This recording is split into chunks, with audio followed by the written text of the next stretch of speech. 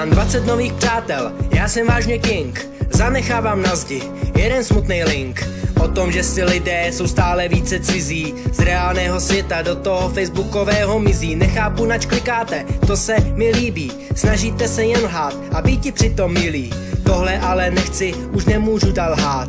Asi půjdu na Facebook pár nových fotek dát. Je libo barevná, anebo černobílá. Facebook pohltil nás, je jako černá díra. Když se přidám do skupiny, budu vážně cool. Dostanu zdarma iPhone, tedy pokud nejsem bůl. Na Facebooku už je 500 mega lidí.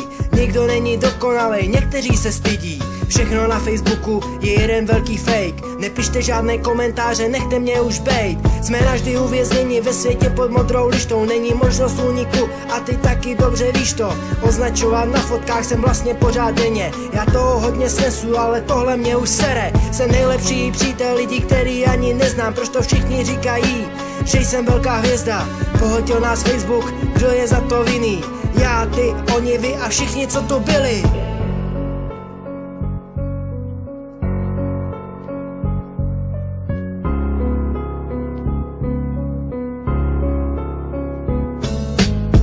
Žádný problém, mít 1000 sourozenců.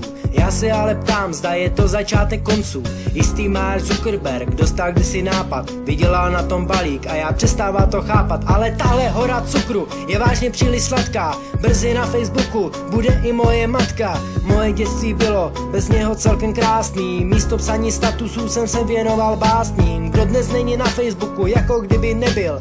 To, že tady nejsi ty, značí, že seš debil. Měřítka společnosti se mění každý den, je libo býti cool, tak honem rychle sem. Stačí pár kliků a mít plno přátel. 1000 nestačí, tak tady další máte. Nikdy v životě ty lidi nespatříte, stejně si je přidáváte, i když tohle víte. Pomůže snad jenom rychlé odhlášení, co je pravý život a co je jenom snění. Díky Facebooku o nás všichni všechno vědí. Tohle je dnešní doba a Facebook všechno změnil. Už nevěřím ničemu a začínám se mýlet. Klikni levým tlačítkem na ikonu sdílet, až tohle uvidí velká spousta lidí. Možná na to přijdou, že za sebe se stydí. Za to, jací jsou a za to, jací byli. Že nebyli dokonalí a dělali chyby. Každý píše zvláštním stylem a já nevím proč. Střídají se velikosti jako kolotoč. Jak jenom můžem uniknout jak z toho pekla ven. Kež zazvonil budík a tohle byl jen sen. Život na Facebooku se tváří dokonale. Ze psaní komentářů mám otlačené dlaně. Odpoutej se od snů a odpoj tuhle síť. Bez Facebooku navždy by se žilo líp. Najdi sobě sílu a udělej to teď, než bude na Facebooku jednou celý svět.